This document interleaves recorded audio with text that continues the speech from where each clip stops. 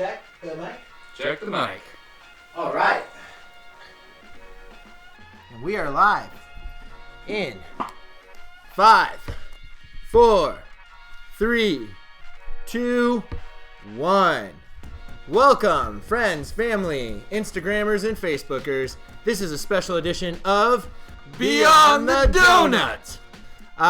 With the recent outbreak of COVID-19, we have found some new sponsorship, and Beyond the Doughnut will be reporting live for the next couple weeks because we don't have anything better to do.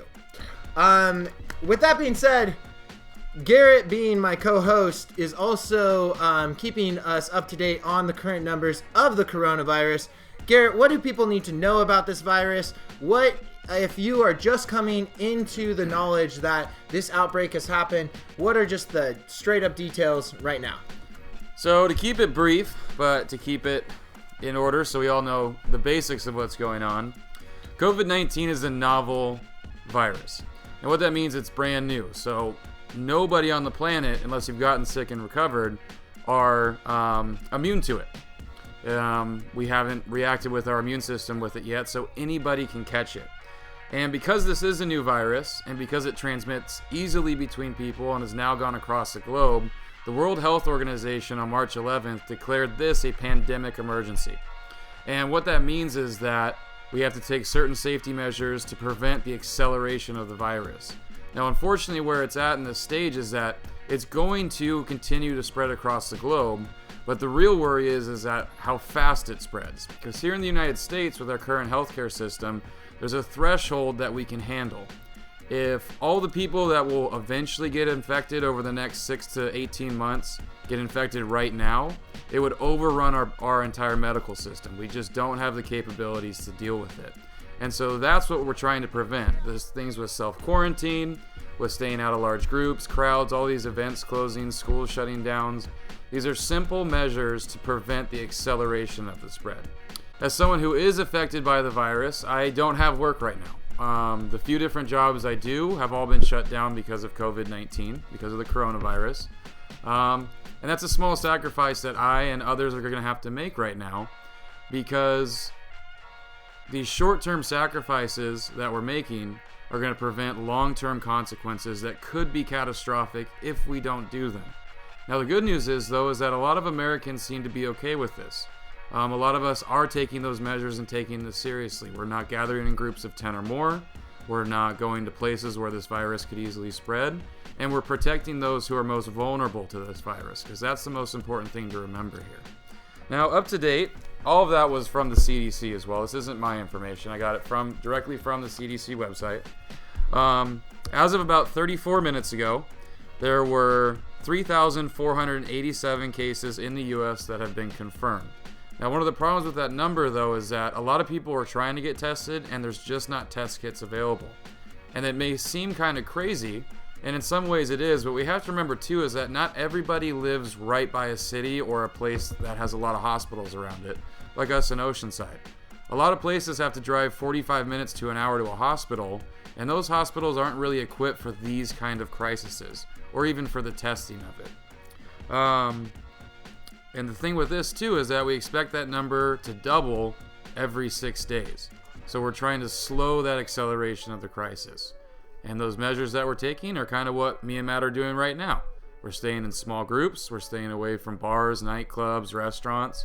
And we're making small sacrifices to our daily schedule so that way we can help those who are most vulnerable to this virus. Yes, and I think that a lot of people are kind of starting to hold themselves to blame right now for possibly gathering in groups or going out. My instant instinct for those people is to tell them, it's not what you did do, it's what you do now. Absolutely. It's what you're doing today as an effort to be a part of the human experience and to protect your fellow humans as you protect yourself and your family. Let's just go through real quick when it comes to how deadly this virus is. Obviously, it's known as the elderly people virus. This is what's taking out a lot of people with weak immune systems. But what are some of the symptoms, and what is just the basis of understanding if I have these symptoms, it's a good time for me to go get checked? So the big one is a fever and a dry cough. If you have those two things, you should definitely get tested. The fever is a big indicator of it, and what I've seen so far is that it's a pretty high fever too. It's a dangerous fever if it's not kept under control. Some of the mild symptoms, those also include pneumonia-like symptoms. And for a lot of people, that can be dangerous. And the real thing that I'm worried about in the country with this is that an underlying health condition for this virus to really be deadly for you or for somebody is obesity. And 40% of our country is obese. That's a big population number that is just not healthy because of personal choices. Yeah, so looking out for our friends and obviously just keeping our awareness around us as we move about and trying to focus on less moving around. With that being said, some of the self-quarantines, we're going to go into kind of our segment today, and this is more about, what does someone do when they're quarantined with their dog, and what are some of the business aspects of the result of this virus spread? How is it affecting some of our friends in the canine business? Now, we have two different friends that are going to be appearing on the show. We have got Randy Ogdan of Conscious Connections, and he's actually a dog trainer who has been experiencing life throughout this COVID-19 scare. We're going to go from a live update from him just to see if this virus has impacted his business. Hello there, Matthew Berries. Business for me, honestly, does not take much of a hit with things like this, as I do dog training, things of a dog nature. So I never have to worry about the more like blue collar type of things, as I understand you do surf school. So you probably feel that. I will say, however, that as we go into more of a crisis mode, that people will be wanting to save their money. There's gonna be nothing to buy, but we're gonna want to save our money because we're gonna have to still pay rent, even though everyone's gonna be not able to work and still have to pay their bills for some reason. I'm confused as to why that would have to happen. But that being said, I will have more on the front. Real quickly, what I'm doing to prepare for this thing that we are all becoming a part of is that I am remaining rooted. I am remaining aware of the outside factors that are creating this situation, and I am keeping prayers of health and longevity and endurance for all my people as we come to these times that might make some people hungry, might make some people have to harden up a little bit.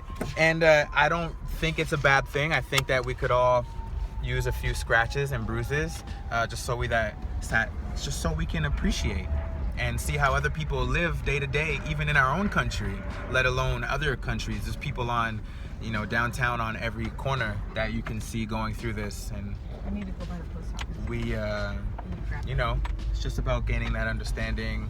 And we only deal with what we're ready to deal with as it comes. So that's another thing. Back to you.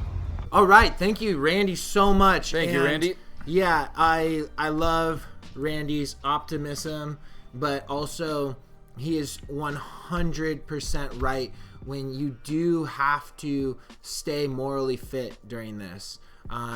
Remembering some of the things that he said, like the ethics behind it of keeping a positive and spreading that positivity, like to your fellow man.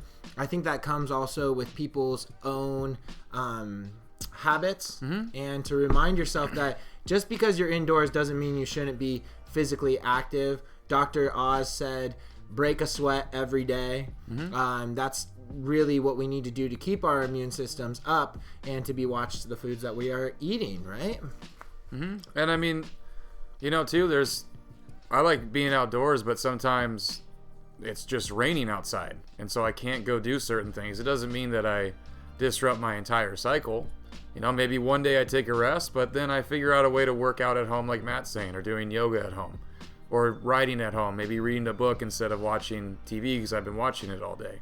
There's plenty of things we can do to keep our spirits up and to keep our brains nice and healthy during this, because it's going to be an interesting few months ahead. Yes, sticking on to our topic again about the canine business and man's best friend known as the doggy.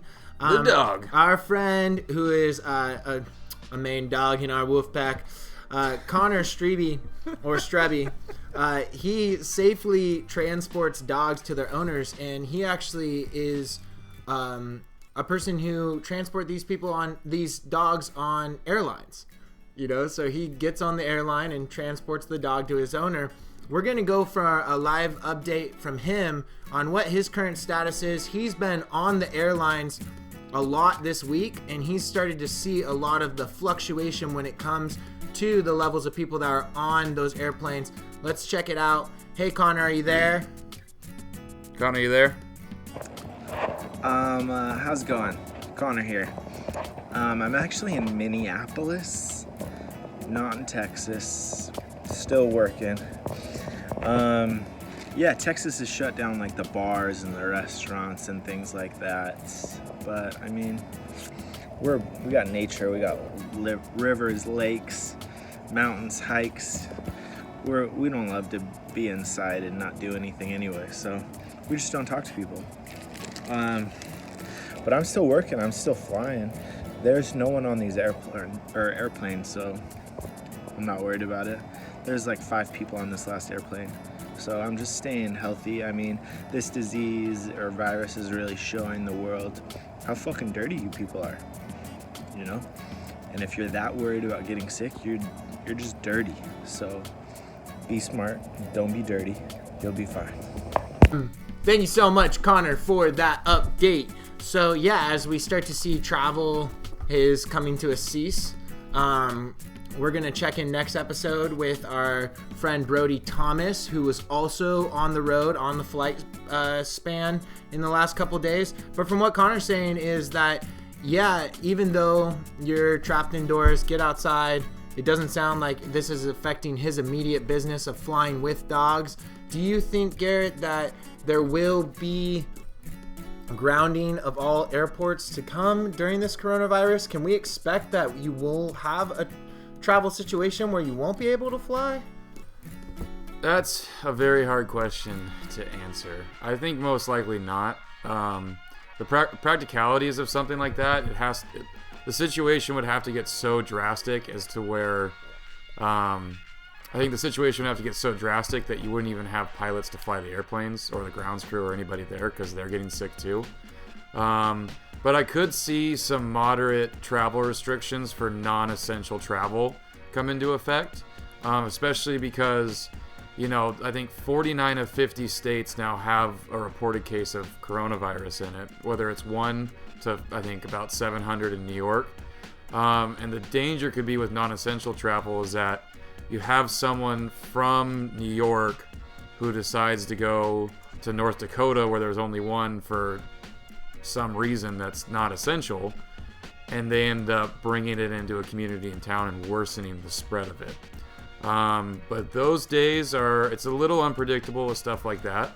And if it were to happen, it's just like anything. You just got to take it as it comes and make these small sacrifices now for the good of the people who are most vulnerable to the virus. Yes. I think remembering to take a second for yourself and to breathe through this. We are witnessing change in a national level, in a world level, in a possibly catastrophic level. Mm-hmm. I was at Walmart yesterday. I walk in, the shelves are clear. There was a small little scuffle in the parking lot that I was able to remedy by using some words of wisdom. And just remember, people, what are you triggered by? And think of your levels of sleep, comfort, exercise, especially if you're going to engage in any type of communication with anyone. As you start to feel those triggers start to come up and especially if you are prone to having outbreaks when it comes to anger issues and whatnot.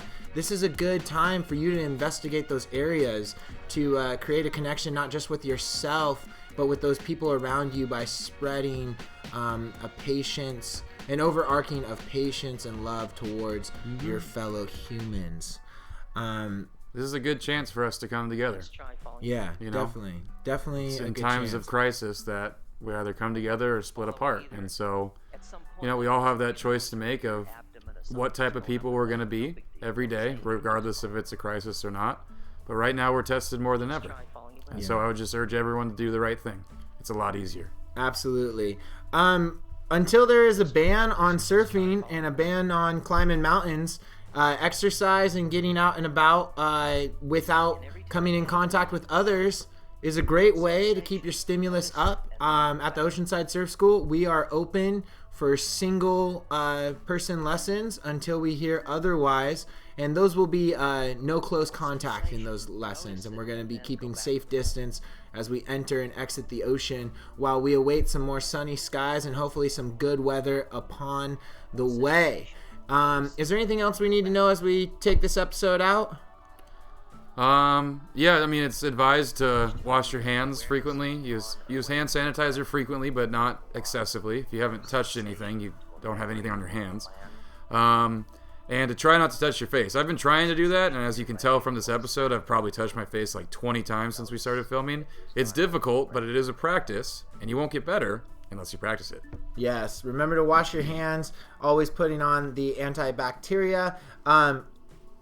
Last but not least, before we take it away, guys, I just want to send out an opportunity to appear on Beyond the Doughnut by letting us know about your live updates that are happening in your city, whether it's Oceanside or not. We're really looking forward to including other people on these episodes as we premiere them as quick as possible with updated numbers and updated logic on how you can best handle this situation. All right, thank you so much. This has been another episode of Beyond the Doughnut. And we want to thank our guest, Andy Ogdan of the Conscious Collective, and Connor Strebe and his transportation business when it comes to those pretty little puppies that he is getting back to their owners.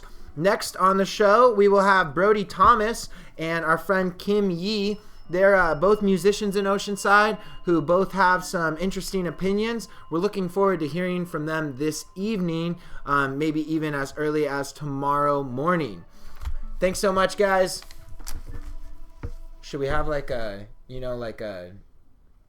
we just put the old montage in?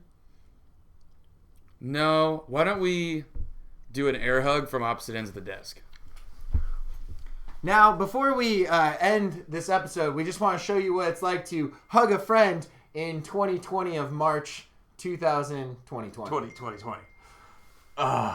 Man, feels good. Oh, yeah. Feels good. I'm definitely going in for the whole embrace. Oh, there we go. I just slide in. Oh, okay. I'm one of those you have to get comfortable with the hug first. Yeah. Now we're gonna really do the chest thing here. All right. Heart to heart. Oh, yeah. All right, see you later. Adios.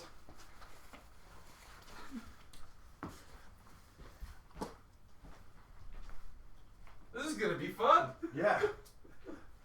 I think it actually will work out pretty well, honestly.